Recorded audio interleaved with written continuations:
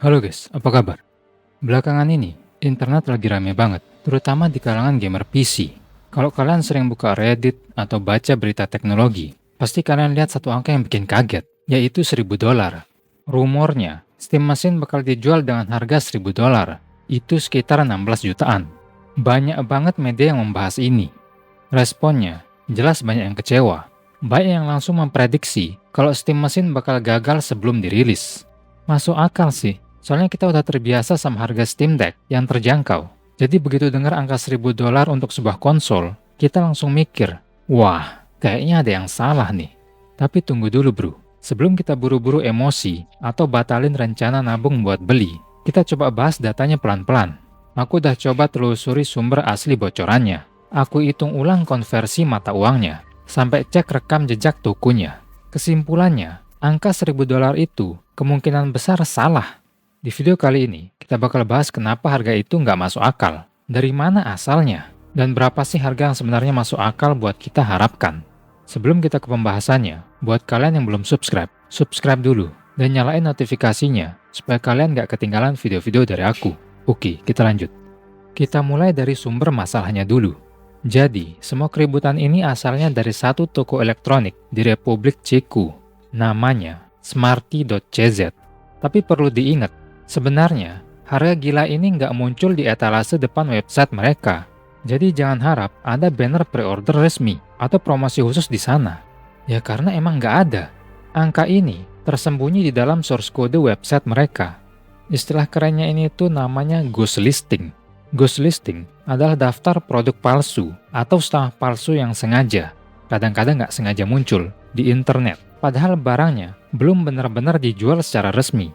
Terus, apakah toko ini mitra resminya Valve? Jawabannya udah pasti bukan. Kenapa? Karena Valve itu ketat banget soal distribusi. Buat wilayah Asia, mereka memang pakai mitra kayak Komodo. Tapi buat Amerika dan mayoritas Eropa, termasuk Ceko, Valve itu jualan langsung ke pembeli lewat Steam Store tanpa perantara. Jadi kalau nggak ada perantara, kenapa Smarty punya listing ini? Ini sebenarnya trik marketing buat mancing pencarian Google, atau sering disebut SEO bait. Toko-toko kayak gini sering buat halaman palsu buat produk yang belum rilis. Contohnya, kayak Half-Life 3 atau GTA 6. Biar kalau orang cari di Google, website mereka muncul paling atas. Mereka pasang harga tinggi banget, itu cuma buat jaga-jaga atau placeholder. Logikanya kayak gini bro, kalau nanti barangnya rilis dan harganya murah, mereka tinggal turunin. Tapi kalau mereka pasang murah, padahal aslinya mahal, mereka yang rugi. Jadi angka $1.000 itu cuma angka aman buat mereka, bukan bocoran resmi dari Valve. Mungkin kalian masih agak ragu dan mikir kayak gini, tapi kon, itu toko beneran, masa harganya ngawur? Daripada kita cuma nebak-nebak, mending kita coba bandingin aja, pakai data. Kita lihat gimana cara toko Smarty menjual produk Valve yang udah ada sekarang, yaitu Steam Deck OLED. Di toko resmi Steam, Steam Deck OLED model 512GB harganya itu $549. Tapi kalau kalian cek di Smarty, mereka malah menjual barang yang sama di harga sekitar $760. Ada selisih harga sekitar $200 lebih. Artinya ada markup atau kenaikan harga sekitar 30%. Kenapa semahal itu? Karena mereka bukan mitra resmi. Mereka harus mengimpor barang sendiri, menanggung ongkos kirim, dan tentu aja mengambil keuntungan. Ini yang sering disebut sebagai reseller tax atau pajak perantara. Sekarang kita terapkan logika yang sama ke bocoran harga Steam Machine tadi. Bocoran di source code mereka mencantumkan harga dalam mata uang Ceko, yaitu CZK, yang jika dikonversi langsung memang sekitar $1.000. Kalau kita bersihkan angka $1.000 dengan mengurangi kenaikan harga toko 30% tadi, kita akan nemuin harga aslinya yang jauh lebih masuk akal, yaitu di kisaran $699. Ini mengubah persepsi dari perangkat mahal $1.000 jadi harga kompetitif $699, menempatkannya tepat sebagai pesaing untuk PS5 Pro. Tapi kita perlu bersikap realistis bro. Meskipun angka $1.000 itu mahal, jangan harap harganya bisa semurah Steam Deck LCD $399. Ada faktor ekonomi global yang nggak bisa diabaiin. Banyak yang memprediksi bahwa pada tahun 2026, harga komponen memori kayak RAM dan SSD bakal tambah naik karena tingginya permintaan untuk server AI. Ini adalah tantangan yang mau nggak mau harus dihadapi oleh semua produsen, bukan cuma Valve. Ini adalah spesifikasi untuk Steam Machine ini. Jika kalian mencoba merakit PC sendiri dengan spesifikasi ini sekarang, kalian mungkin akan menghabiskan biaya sekitar 800 sampai 900 dolar. Itu sekitar 13 sampai 15 jutaan.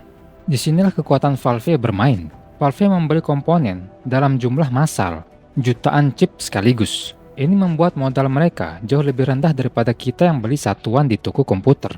Jadi, meskipun harga memori dan komponen lain naik, Valve masih punya ruang untuk menekan harga di bawah harga pasar rakitan.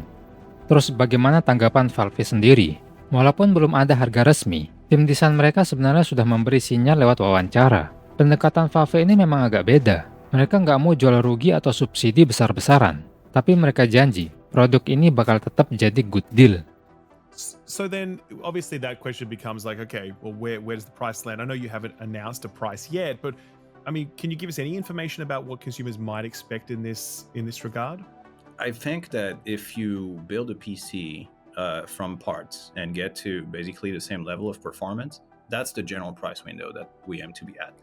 Ideally, we'd be pretty competitive with that and have a pretty good deal, but we're working on refining that as we speak. And right now is just a hard time to have a really good idea of what the price is going to be, because there's a lot of different things that are fluctuating. A lot of external factors that are absolutely but it's not going to be a sort of subsidized device. Like, Valve's not going into this thinking we're going to eat a big loss on this so that we can grow market like share or category or anything like that, correct?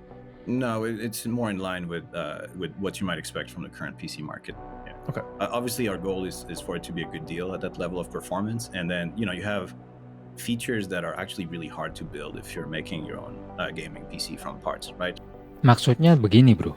Kalau performa Steam Machine ini setara dengan PC seharga 1.000 dolar, Valve mungkin akan menjualnya di kisaran harga 700 atau 800 dolar. Buat mereka, itulah definisi good deal. Kita dapat performa yang lebih tinggi dibanding harga yang kita bayar. Dalam sebuah podcast terbaru, The One Show di channel YouTube Linus Tech Tips, Linus membahas Steam Machine. Linus menceritakan di mana dia mendapat kesempatan bertanya kepada Valve saat dia mendapat undangan dalam memperkenalkan produk Steam hardware mereka.